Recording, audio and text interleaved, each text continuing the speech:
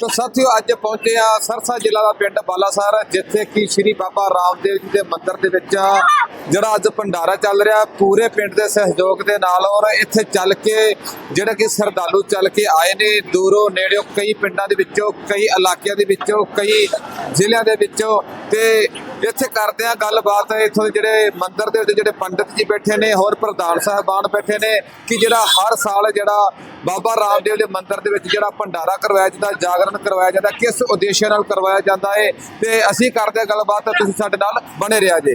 वो जे बचपन की बात करें इस तो 60 साल पहले ये मंदिर चालू है जी।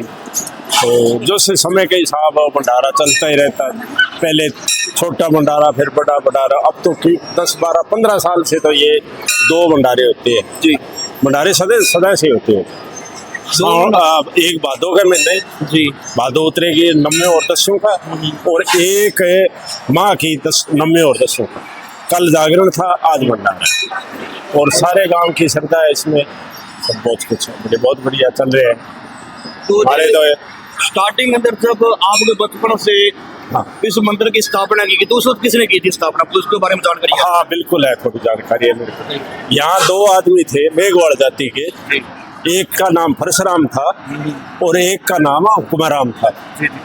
उन्होंने ये इनकी शुरुआत करी थी। पहले यहाँ कोई संत रहते थे हमारे दर्शनदास जी, ये मेरे से पहले की बात ये बुजुर्ग बताएंगे इनके बारे में। और उसके बाद ये मंदिर की स्थापना हुई, उन 2 आदमियों ने सहयोग से फिर ये योगदान। ठीक, राम राम भाई। राम राम भाई। तो जी जब मंदिर की स्थापना हो गया ईशा संत दास जी का भी भैया तो मेरा याद को नहीं बना। हमारा इस्तेमाल हुई भी बाद में स्थापना ही। ठीक है, इस्तेमाल हुए जो पहली को नहीं हो मंदिर की स्थापना फिर हुई। ठीक है, तो अब कितना टाइम हो गया मंदिर में? तकरीबन लगभग भाई मैं तो साल तो ही देखी अब क्या बताऊं, मेरा तो कोई तारीख तो नहीं याद। उम्र मेरी उम्र 80 साल की होगी। 80 तो 50 साल 90 साल हो गए साल जाना मंदिर में। मैं 3 साल तो ही देखिए, कभी छोटो चालियो कभी मोटो चालियो बढ़ तो ही गया हो घटियो को नहीं। तो जी अब मेड़ा लड़कन लाग रही है। हाँ जी, तो सारा गांव का तरफ लाग रही है, सारो गांव का तरफ लगा। एक बात है, सब छोटो लेके बड़ा आदमी तक सबको सहयोग है।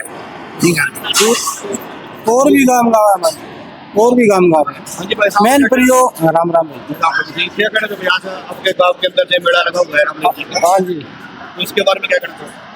बहुत बढ़िया मेला लगा जी। नाइयरी आवे, मैन प्रियो आवे, भगोदारी आवे, जो कन्ने कन्ने गांव है कुसर भी आ जाए, हर एक गांव आवे और सारे गांव को शौक है हर एक जाति को। हाँ कोई भी एक जाति है, को बरादरी है, सारी बरादरी 36 बरादरी है, सारी आवे, सबको शौक है जी। अगले 100 रुपया देने की 100 दो, 200 1000 दो, 500 दो, जो भी है बढ़िया दान दिए, बहुत शौक है जी। ये जो धाम है ना जी, ये बाबा रामदेव की जी। और इतिहास में बाबा रामदेव को कोई पीर बोलता है, कोई रामदेव बोलता है। सवाल इस बात का यहाँ आस्था का ये तो सवाल ही नहीं फलानी जाति का ढिकड़ी जाति का, वो तो मतलब ही नहीं रहता। ये जो बाबा रामदेव का जो होता है ना जी, जिस टाइम बाबा रामदेव का जन्म हुआ उस टाइम पूरे देश में सामंतवाद का दौर था, और उस दौर में एक मतलब सामंतवाद के खिलाफ जो समाज का सबसे मतलब वंचित तबका था, जो उसको अपने साथ में लेके जो एकता की मिसाइल जो पैदा की, मतलब हर जाति उत्पीड़न के आधार पे, सामाजिक उत्पीड़न के आधार पे उनको अगर उनके बारे में किसी ने सोचा इकट्ठा किया तो वो बाबा रामदेव ने किया। इसीलिए लोगों में उस टाइम शिक्षा की, एकता की, समानता की बात करी तो वो उस टाइम बाबा रामदेव ने की। इसलिए यहाँ जाति का तो और मजहब का तो सवाल ही नहीं।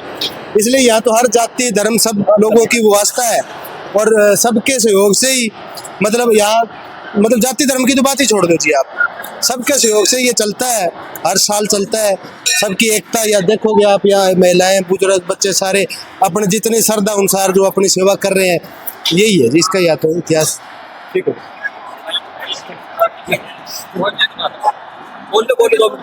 सबसे पहले तो मैं यहाँ बाबा रामदेव जी की पावन धरती पे आप सभी पत्रकार बंधुओं को यहाँ आने पर हार्दिक अभिनंदन करता हूँ। ये हमारे गांव में एकता और अखंडता की एक बहुत बड़ी मिसाल है। हमारे गांव में जन्माष्टमी को, अभी माघ की अष्टमी थी, उस दिन गोगामेड़ी पर बहुत विशाल जागरण हुआ था, बहुत बड़ा मेला लगा था और पूरा गांव का सहयोग। उस मेले में भी छोटे से बड़ा हर जाति हर वर्ग का वहाँ पे उन्होंने पूरा सहयोग किया।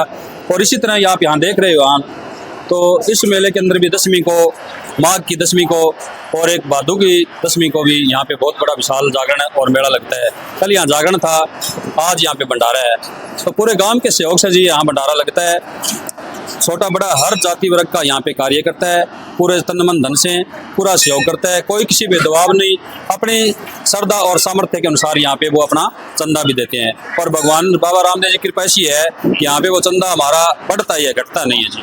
और दिनों दिनों लोगों में, गाँव में उत्सव है। सबसे बड़ी बात है यहाँ छोटे बड़े वर्ग जो है एक थाली के अंदर जीमते हैं, बुजुर्गों की कहावत है, तो वो बहुत अच्छी बात है। छोटे बड़े सब ना यहाँ कोई जात पात को बुला करके, ऊंच नीच को बुला करके एक थाली में यहाँ भोजन करते हैं। तो इससे गांव में आपसी प्यार बढ़ता है, मेलजोल बढ़ता है। आने वाली जो जनरेशन है उसमें भी कोई मन मुटाव होता है तो वो दूर हो जाता है और आपसी सहयोग बढ़ता है और उनमें सेवा की भावना की, भक्ति की ये लगन है वो जागृत हो जाती है।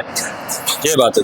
तो बहुत अच्छी बात है भाई साहब, ये तो सबसे बड़ी बात। देखो जी, ये शरीर आना बार बार नहीं मिलता और नौजवान पीढ़ी होती है उसको भला बुरे का पता नहीं होता। वो नवजात उसको उस चीज़ का ज्ञान नहीं होता कि इसमें तेरा धन भी जाता है और ये तन भी जाता है।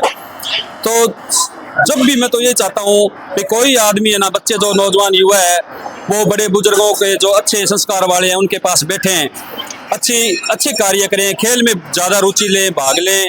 कोई जैसे ये सार्वजनिक कोई कार्य है, धार्मिक कार्य है, राष्ट्र का कार्य है, देश का काम का कोई कार्य है, उस काम में आप भाग लें और नशे से सदा के लिए दूर रहें जी। किसी प्रकार का भी नशा हो, चाहे वो चिट्टे का तो बहुत ज़्यादा भयंकर नशा है।